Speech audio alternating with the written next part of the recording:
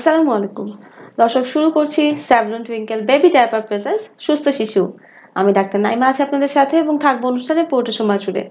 দর্শক আজকে আমরা কথা বলবো নবজাতকের অসুখ নিয়ে। আর এই বিষয়ে কথা বলার জন্য আজ আমাদের মাঝে উপস্থিত আছেন প্রফেসর ডাক্তার কাজী রকিবুল ইসলাম স্যার। তিনি প্রফেসর হিসেবে এবং হেড অব দি ডিপার্টমেন্ট হিসেবে কর্মরত আছেন paediatrics department green life medical college and hospital ঢাকাতে। আসসালামু আলাইকুম স্যার, কেমন ওয়ালাইকুম আছেন? আসসালাম, ভালো আছি। স্যার আপনার ব্যস্ত সময় থেকে আমাদেরকে সময় দিয়েছেন জন্য আপনাকে অনেক ধন্যবাদ। তোমাকে ধন্যবাদ। স্যার আজকে আমরা কথা বলবো নবজাতকের অসুখ নিয়ে, যার মধ্যে থাকছে আসলে ডায়রিয়া, শ্বাসকষ্ট এবং মাসিপিসি। তো আপনার কাছে আমি জানতে চাচ্ছি স্যার যে নবজাতকের অসুখগুলো কি কি আছে? নবজাতকের অসুখের মধ্যে যেটা তুমি বললে এটা হলো মাসিপিসি। মাসিপিসি বলতে যেটা মনে করে সবাই, যেটা গায়ে লাল দানা হয়, যেটা আমরা র্যাশ বলি, এটাকেই মাসিপিসি সাধারণত বলা হয়। তবে নবজাতকের অনেকে এটাকে হাম বলে সন্দেহ করে, সাধারণ মানুষেরা বা মা বাবারা। এটা কিন্তু হাম না। আচ্ছা। হাম যেটা প্রকৃত অর্থে সেটা আরো পরে হয়। এবং বুকের দুধ যেসব বাচ্চারা খায় এবং মায়ের থেকে যে সমস্ত আহ, প্রতিরোধ ক্ষমতা তারা পেয়ে থাকে, তার মধ্যে অন্যতম একটা হলো হামের বিরুদ্ধে প্রতিরোধ ক্ষমতা পেয়ে যাওয়া। সুতরাং সাধারণভাবে 9 মাসের আগে এই হাম হয় না। কখনো কখনো 6 মাসেও হতে পারে, তবে নবজাতকের হাম আসলে হয় না। আচ্ছা। যেটা হয় সেটা হলো বিভিন্ন অসুখের কারণে র্যাশ হতে পারে, অথবা জন্মের পর পর এটা এরাইথেমা টক্সিকাম একটা এই যে মানে বলা হয় অ্যালার্জি অ্যালার্জি জাতীয়, যে লাল দানা মতো মনে হয়, এটা এমনিতেই মিলে যায় আসলে। আচ্ছা। এর জন্য কোনো চিকিৎসার প্রয়োজন না। প্রয়োজন হয় না। তবে যেগুলো হতে পারে সেটা হচ্ছে যে এর আগে আমরা দেখেছি যে জন্ডিস হয় অনেক সময় বাচ্চাদের, কখনো কখনো খুব বেশি সংক্রমণ হয়ে সেপ্টিসেমিয়া যেটা আমরা বলি সেটা হতে পারে। শ্বাসনালীর প্রদাহ, ঠান্ডা কাশি জ্বর একসঙ্গে হয়ে এটা হতে পারে, যেটাকে আমাদের ভাষায় অনেক সময় এআরআই বলি বা নিউমোনিয়া বলি। নিউমোনিয়া বলি। এছাড়া ডায়রিয়া হতে পারে। আহ, এছাড়াও আরো অনেক অসুখ আছে, কিন্তু সাধারণভাবে বেশিরভাগ যে সমস্ত কারণে বাচ্চারা ভোগে আমাদের দেশে, তার মধ্যে এগুলোই অন্যতম। স্যার নবজাতকের মধ্যে কোন লক্ষণগুলো দেখলে আসলে ভয়ের বিষয় থাকবে বা সাথে সাথে ডাক্তারের নবজাতকের কতগুলো জিনিস, বাচ্চা সাধারণভাবে তার শ্বাসের যে মাত্রা, আচ্ছা। এটা যদি বেশি হয়ে যায়, একটা নবজাতক সাধারণত প্রতি মিনিটে 30 থেকে 59 বার পর্যন্ত স্বাভাবিকভাবে শ্বাস নিতে পারে। এই শ্বাস নেওয়াটার মধ্যে কখনো কখনো কিছু সময় অল্প সময় বিরতি হতে পারে, সাধারণ সেটা একটু বুকের নিচের দিকে দেবেও যেতে পারে হালকা মাত্রায়। কিন্তু এটা যদি বেশি হয়, শ্বাসের মাত্রা যদি বেড়ে যায়, বুকের নিচে যদি বেশি দেবে যায়, অথবা বাচ্চা যদি জ্বর এসে পড়ে, কিংবা যদি খুব ঠান্ডা হয়ে যায়, অথবা বুকের দুধ খাচ্ছে সে বাচ্চা হঠাৎ করে দেখা গেল কম খাচ্ছে কিংবা খাচ্ছেই না, বমি শুরু হয়ে গেল বেশি মাত্রায়, 2-1 বার বমি বাচ্চার অনেক সময় করে খাওয়ার পরে মাঝে মধ্যে, কিন্তু এটার মাত্রা যদি বেড়ে যায়, কিংবা পেট ফুলে যাচ্ছে, অতিমাত্রায় ঘুমানো, অথবা খুব বেশি কম ঘুমানো, বিরক্ত করা, এই যে ঘটনাগুলো, এগুলো অসুস্থতার লক্ষণ। মানে এগুলো যখনই দেখা যাবে তখন মনে করতে হবে যে ডাক্তারের শরণাপন্ন হতে হবে। স্যার নবজাতকের স্টুল পাস নিয়ে কিন্তু সবারই একটা কনফিউশন থাকে যে কতক্ষণের মধ্যে আমরা নরমাল বলবো। একটা হলো জন্মের পর পর প্রথম যে স্টুল পাস করে পায়খানা হয়, মেকোনিয়াম, এটা 24 ঘন্টার মধ্যে হওয়ার কথা। যদি 24 ঘন্টার মধ্যে না হয়, তাহলে তখন একটু চিন্তা করতে হবে কেন হলো না, কি কারণ আছে। সেটা বিভিন্ন কারণেই হতে পারে। তার মধ্যে অন্যতম হলো পায়খানার রাস্তায় কোনো জায়গায় জন্মগত ত্রুটি আছে কিনা, সেটা একটা বিষয়। অনেক সময় পেটের মধ্যেও কোনো জায়গায় বাধা থাকতে পারে, যেটাকে আমাদের ভাষায় বলি অবস্ট্রাকশন, সেটাকে আবার সাব অ্যাকিউট বা অ্যাকিউট ইত্যাদি ধরনের হতে পারে, সেটা একটা দিক আছে। আবার অনেক সময় অন্য কোনো অসুস্থতার কারণেও এটা বিলম্বিত হতে পারে। থাইরয়েডের ফাংশন যদি কোনো কারণে বেশি কম থাকে, সেক্ষেত্রেও বাচ্চাদের পায়খানা বিলম্বিত হতে পারে। তো পায়খানা রাস্তার সংকোচন প্রসারণ কম হয়, সেটাও একটা রোগ আছে, যেটা যদি থাকে তার কারণেও বিলম্ব হতে পারে। তবে সাধারণভাবে বাচ্চারা এই যে 24 ঘন্টার মধ্যে পায়খানা শুরু করে, এবং এটা কোনো কোনো বাচ্চা দিনে 1 বারও করতে পারে, 2 বার করতে পারে, 8-10 বারও করতে পারে। এবং এটা নির্ভর করে এক একটা বাচ্চার নিজস্ব অবস্থার উপর।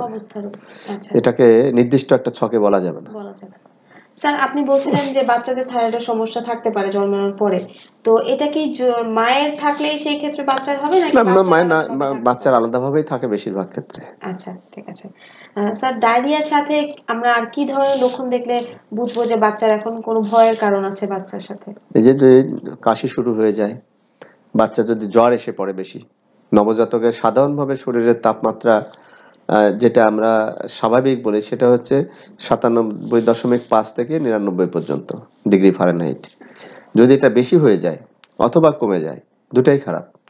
বাচ্চাদের নবজাতকের যদি এই শরীরে সংক্রমণ হয় খুব মারাত্মক আকারে হলে সেটাকে আমরা বলি সেপ্টিসেমিয়া, এবং নবজাতকের রোগ জীবাণু শরীরে ঢুকলে সেপ্টিসেমিয়া হয়ে যাওয়ার সম্ভাবনা খুব বেশি থাকে। এবং এর অন্যতম একটা লক্ষণ হচ্ছে জ্বর বেশি হয়ে যাওয়া অথবা ঠান্ডা হয়ে যাওয়া।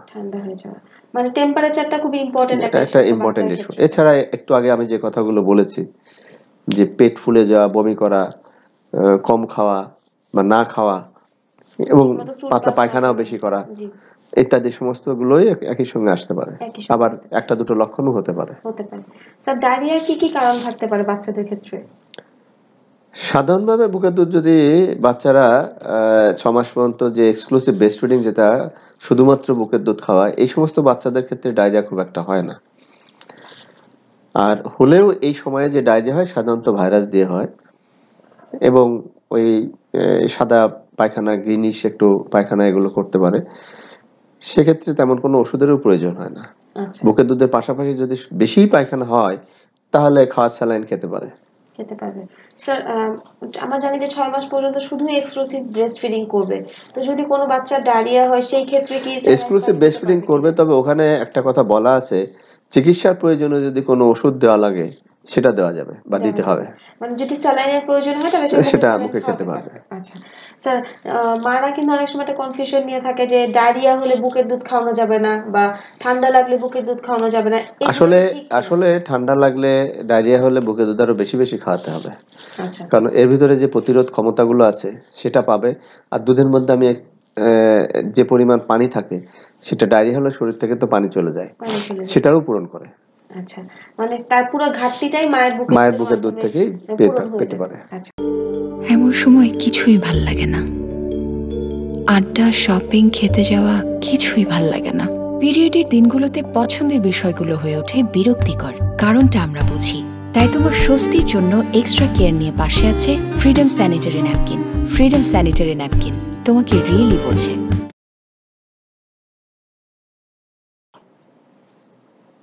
স্যার ডায়রিয়া হলে একজন মায়ের কি করণীয় এবং কিভাবে তার শিশুর যত্ন নিতে হবে? ডায়রিয়া হলে প্রথমেই যেটা করতে হবে, বুকের দুধ চালিয়ে যেতে হবে এবং খাওয়ার স্যালাইন যেটা আমরা বলি ওআরএস, এটা খাওয়ানো শুরু করতে হবে। যদি ওআরএস না থাকে তাহলে বিকল্প বাসায় তৈরি যে সমস্ত হোমমেড ফ্লুইড আমরা বলি, তার মধ্যে কিছু আছে সল্ট সুগার সলিউশন, অথবা বাচ্চা বয়সের উপর নির্ভর করবে। যদি বাচ্চা 6 মাসের উপরে হয় তাহলে আমরা বুকের দুধের বাইরে এই সমস্ত যে অন্যান্য যে চিরার পানি, ভাতের মাড়, এগুলোও দিতে পারি, এগুলো দেওয়া যাবে। বা কিছুই যদি না থাকে তাহলে শুরুতে প্লেন ওয়াটারও খাওয়ানো যেতে পারে। বাসায় কিছুই নাই, ডায়রিয়া শুরু হয়ে গেল, কিন্তু বুকের দুধ বন্ধ করা যাবে না, বুকের দুধ চালিয়েই যেতে হবে, এর পাশাপাশি এগুলো দিতে হবে। স্যার আমরা ছোট্ট বিরতি নিয়ে ফিরছি। দর্শক, আমরা ছোট্ট বিরতি নিয়ে ফিরছি, আমাদের সাথেই থাকুন। স্যাভলন নিয়ে এলো ওয়েটনেস ইন্ডিকেটর যুক্ত সম্পূর্ণ leak proof twinkle baby diaper. হেসে খেলে বেড়ে উঠবে আপনার আদরের little star. Twinkle baby diaper, শুরুটা হোক যত্নে। ধন্যবাদ দর্শক আমাদের সাথে থাকার জন্য। স্যার এখন আপনার কাছে জানতে চাচ্ছি যে বাচ্চাদের শ্বাসকষ্ট হওয়ার পেছনের কারণগুলো কি কি? বাচ্চাদের শ্বাসকষ্ট বলতে বাচ্চা তো বিভিন্ন বয়সের আছে।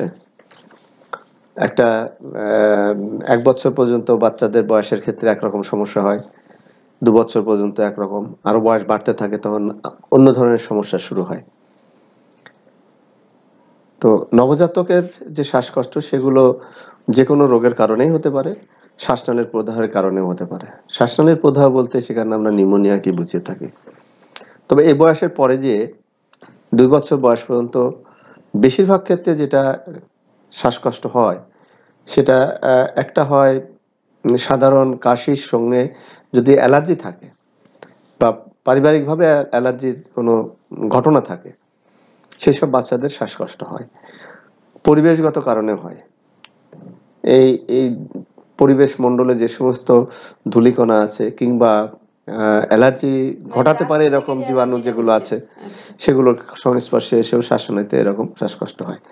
তাছাড়া যেটা হয়, ব্রঙ্কিওলাইটিস বলে যে রোগটা আমরা বলি, নিউমোনিয়ার মতোই অনেকটা লক্ষণ, বা হাঁপানি রোগ যেটা অ্যাজমা বলে তার মতোই অনেকটা লক্ষণ, কিন্তু এটা নিউমোনিয়াও না, হাঁপানিও না। এটা 2 বছর বয়স পর্যন্ত বাচ্চাদের, সাধারণত 6 মাস থেকে 2 বছর বয়স পর্যন্ত বাচ্চাদের হয়ে থাকে। কাশি হয়, হালকা মাত্রার জ্বর হয়, কিন্তু শ্বাসকষ্টটা বেশ বেশি হয়। আচ্ছা। এবং বাচ্চা খেলাধুলাও করে, এর মধ্যে শ্বাসকষ্ট চলতে থাকে। এটা একটা দিক। আর একটা হলো নিউমোনিয়া। নিউমোনিয়া হলে সেখানে বাচ্চার জ্বর বেশি হয়, পাশাপাশি শ্বাসকষ্ট থাকে, কাশি থাকে, এবং বাচ্চা একটু বিরক্তও বোধ করে। মানে ওখানে বাচ্চা খেলাধুলা করছে এবং শ্বাসকষ্ট হচ্ছে, আর এখানে একটু সাথে বিরক্ত হচ্ছে। হ্যাঁ, তো এই যে অবস্থাটা, এটা একটা। আর তৃতীয় যেটা বেশি আরেকটা হয়, সেটা সাধারণত 2 বছরের বেশি বয়সের বাচ্চাদের ক্ষেত্রে, সেটা হচ্ছে অ্যাজমা হয়। এটার মাত্রা দিন দিন বেড়ে যাচ্ছে। সেক্ষেত্রে নতুন ভাবেও হতে পারে, অথবা আমি আগেই বলেছি যে পারিবারিক যদি এ ধরনের ঘটনা থাকে, মা বাবা বা আত্মীয় স্বজনের, দাদা, হ্যাঁ, তাদের ক্ষেত্রে এটা বেশি হয়। আর যাদের যে বাচ্চা নিজেরই নাকের সমস্যা, নাকের অ্যালার্জি কিংবা গায়ে অ্যালার্জি, এ ধরনের সমস্যা আছে, সেসব বাচ্চাদের ক্ষেত্রে এটার সম্ভাবনা আরো বেশি থাকে। স্যার, যে আপনি বলছিলেন যে ব্রনকিয়াল অ্যাজমার ব্যাপারটা, যে বাচ্চাদের যে অ্যাজমাটাকে একটা সম্ভাবনা থাকে, তো অনেক সময় কিন্তু এই ধরনের পেশেন্টদের বাবা মারা মনে করেন যে নেবুলাইজ করলে তারা ঠিক হয়ে যাবেন। তো ওষুধ বা প্রেসক্রিপশন ছাড়া যদি কেউ নেবুলাইজ করতে চান, সেটা কি ঠিক কিনা? আসলে নেবুলাইজ করা বিষয়টা, যাদের হাঁপানি আছে, যেহেতু হাঁপানি স্থায়ীভাবে দীর্ঘদিন অনেকের হতে পারে, আবার অনেকদিন পর পরও হতে পারে। তো যে ফ্যামিলিতে আছে বা যে পরিবারে আছে, তাদের কিছু চিকিৎসা নিজেদের শিখে নেওয়াই ভালো। হঠাৎ করে যদি বাসায় এরকম সমস্যা তৈরি হয়, তাহলে তারা নিজেরাই নেবুলাইজ করতে পারে। ডাক্তারের পরামর্শ তো অবশ্যই আগে দেওয়া থাকবে। কিভাবে দিবে, কতটুকু পরিমাণ ওষুধ দিবে, কি কি ওষুধ দিয়ে করবে, এগুলোর যে নির্দেশনা থাকবে সেই অনুযায়ী তারা দিতে হবে। তবে বাসায় দেওয়া যাবে না এমন না। কারণ নেবুলাইজ যখন শ্বাসকষ্ট শুরু হয়ে গেল, দেখা গেল মধ্যরাতে শ্বাসকষ্ট হচ্ছে, তার হসপিটালে নেওয়ার সেই সময় নাই, পাচ্ছে না, তাহলে করতে পারে, নিজে থেকে করতে পারবে। আচ্ছা স্যার, সিজন চেঞ্জিং এর একটা ব্যাপার থাকে শিশুদের স্বাস্থ্যের সাথে, তো শীত গরম সব সময় কি ধরনের যত্ন নেওয়া উচিত? এইটা আসলে বিশেষ করে যেটা হয়, বয়স যত কম থাকে তত আবহাওয়ার যে পরিবর্তন এবং হঠাৎ পরিবর্তন, এটার সঙ্গে খাপ খাওয়াতে পারে না। যে কারণ দেখা যায়, যখন শীত থেকে মানে গরমের দিকে আসতে থাকে, আবার যখন গরমের থেকে শীত শুরু হতে থাকে, এই সময়টা বাচ্চারা হঠাৎ করে অসুস্থ হওয়া শুরু করে। আর একটা সময় প্রচন্ড ভাবে যদি হঠাৎ করে খুব বেশি গরম অথবা হঠাৎ করে খুব বেশি ঠান্ডা পড়ে যায়, অর্থাৎ আবহাওয়ার যে তাপমাত্রার যে তারতম্য, এটা যদি খুব দ্রুততার সঙ্গে পরিবর্তন হয়, সেটাই শরীরের ক্ষেত্রে একটা ক্ষতিকারক অবস্থা তৈরি করে। স্যার, একজন শিশু জন্ম নেওয়ার পরে কিন্তু বাবা মা তাকে সব সময় গরম কাপড় চোপড় দিয়ে ঢেকে রাখে, তো বাচ্চারা কিন্তু ঘামছে, তো ঘাম থেকেও কিন্তু অনেক সময় এটা আমরা বলে থাকি অন্যতম একটা বিষয়, সেটা হচ্ছে যে তার শরীরের, শিশুদের তো শরীরের মেটাবলিজম যেটা বলে, হ্যাঁ, এই মেটাবলিজম বেশি হয়, যে কারণে তাদের শ্বাস ঘন ঘন হয়, তাদের শ্বাসের মাত্রা বেশি, এবং তাদের ধমনীর যে মাত্রা, চলাচলের মাত্রা, হার্ট রেট বলি, সেটাও বেশি থাকে, এবং তাদের সে কারণে সবসময় শরীরে একটু তাপ তৈরি হয় বেশি, ঘেমেও যায় বেশি। আমরা অনেক কাপড় চাপিয়ে দিতে চাইলে তারা কাপড় আসলে পরতে চায় না ওইভাবে। এই কারণে এটা সামঞ্জস্যপূর্ণ ভাবে রেখে, যখন বেশি ঠান্ডা পড়ে কাপড় বাড়াতে হবে, আবার যখন তার প্রয়োজন নাই, গরম মনে হচ্ছে, তখন কাপড় কমিয়ে দিতে হবে, ঘেমে গেলে ঘাম মুছে দিতে হবে, এবং হঠাৎ করে তাকেই বুঝতে হবে যে কখন কোনটা প্রয়োজন, এবং সে অনুযায়ী ব্যবস্থা নিতে হবে। স্যার, অনেক মারা কিন্তু আবার আছে যে বাচ্চা জন্মানোর সাথে সাথে এসির মধ্যে থাকছে বা এসির মধ্যে আছে, এগুলো এটা নির্ভর করে অভ্যাসের উপরে। তবে সরাসরি এসি শুরুতে না দিয়ে ধীরে ধীরে অভ্যস্ত করে ফেলা ভালো। ভালো। স্যার শ্বাসকষ্টের পাশাপাশি যদি আরো কিছু বলতে যাই, যেমন মাসিপিসি আমরা প্রথমেই বলেছি, তো মাসিপিসিটা কেন হয়? মাসিপিসি তো আগেই বলেছি, এটা মাসিপিসি আসলে বলে আমাদের চিকিৎসার ভাষায় আসলে কিছু নাই। কিছু নেই। সাধারণভাবে মানুষে এটাকে বলে যখন গায়ে র্যাশ থাকে তখন এটাকে মনে করে হাম, অথবা এটাকে অনেকে বলে যে কি কারণে একটা মাসিপিসি হয়েছে। আচ্ছা। তো এটা আসলে তো এক ধরনের র্যাশ, আমি বলতে চাই এই র্যাশটার অনেক কারণ থাকতে পারে। কখনো কখনো হ্যাঁ হামই হতে পারে যদি ওই বয়সে যেয়ে হয়, তাছাড়া ভাইরাস দিয়ে হতে পারে। অনেক সময় অনেক ধরনের অ্যালার্জেন্ট যে সমস্ত জিনিসে করে সেগুলো শরীরে সংস্পর্শে আসলে বা শরীরে ঢুকে গেলে সেখান থেকেও এরকম ধরনের র্যাশ হতে পারে। এগুলোই আসলে মাসিপিসি। স্যার আমরা আবার একটি ছোট্ট বিরতি নিয়ে ফিরছি। দর্শক, আমরা ছোট্ট একটি বিরতি নিয়ে ফিরছি, আমাদের সাথেই থাকুন। স্যাভলন নিয়ে এলো ওয়েটনেস ইন্ডিকেটর যুক্ত সম্পূর্ণ leak proof twinkle baby diaper. হেসে খেলে বেড়ে উঠবে আপনার আদরের little star. Twinkle baby diaper, শুরুটা হোক যত্নে। ধন্যবাদ দর্শক আমাদের সাথে থাকার জন্য। স্যার, এখন আপনার কাছে জানতে চাচ্ছি যে একটা শিশু 5 বছর পর্যন্ত তার কি ধরনের অসুখ হওয়ার সম্ভাবনা থাকে? ধন্যবাদ তোমাকে। আর একটু আগে আমরা বলেছিলাম যে শিশু যখন আস্তে আস্তে বড় হয়, বিশেষ করে 2 বছর পর্যন্ত কিছু কিছু অসুখের কথা বলেছি। এই সময়ের মধ্যে আরো কিছু জিনিস আমাদের দেশের এবং আমাদের মতো অনুন্নত দেশে বিশেষ করে যেটা হয় পুষ্টিহীনতা, এবং এই পুষ্টিহীনতার মধ্যে অন্যতম একটা হচ্ছে আমিষ জাতীয় জিনিসের ঘাটতি, যেটাকে প্রোটিন এনার্জি ম্যালনিউট্রিশন বলে। এটা বিশেষ করে নিম্নবিত্ত শ্রেণীর মধ্যে এটা বেশি, যাদের খাবারের সংগ্রহের পরিমাণে বা খাবার দেওয়ার তার ক্যাপাসিটি কম, তার পারিবারিক সামর্থ্যই কম, এই ক্ষেত্রে এটা হয়।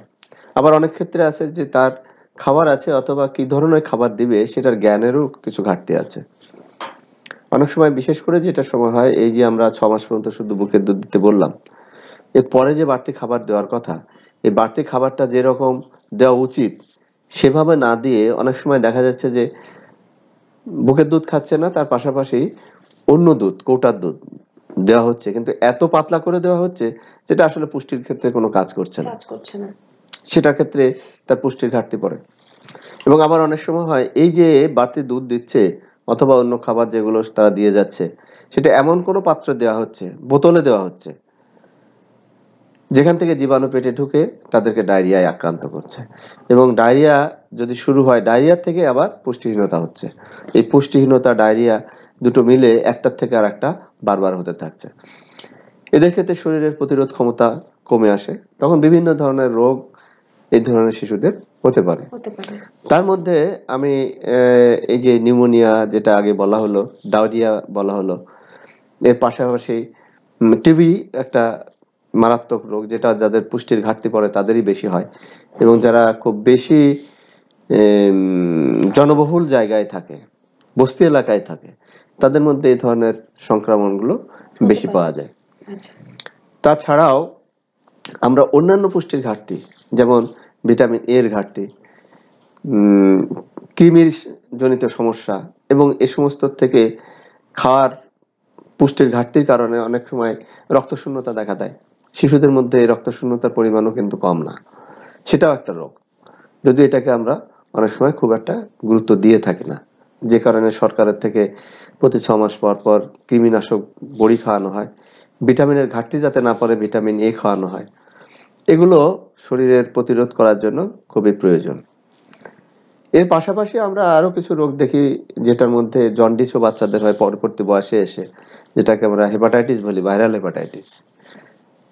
পানির মধ্য দিয়ে বা খাবারের মধ্য দিয়ে শরীরে মুখের ভিতর দিয়ে অন্তঃনালীতে প্রবেশ করে, এবং সেখান থেকে এটা হতে পারে।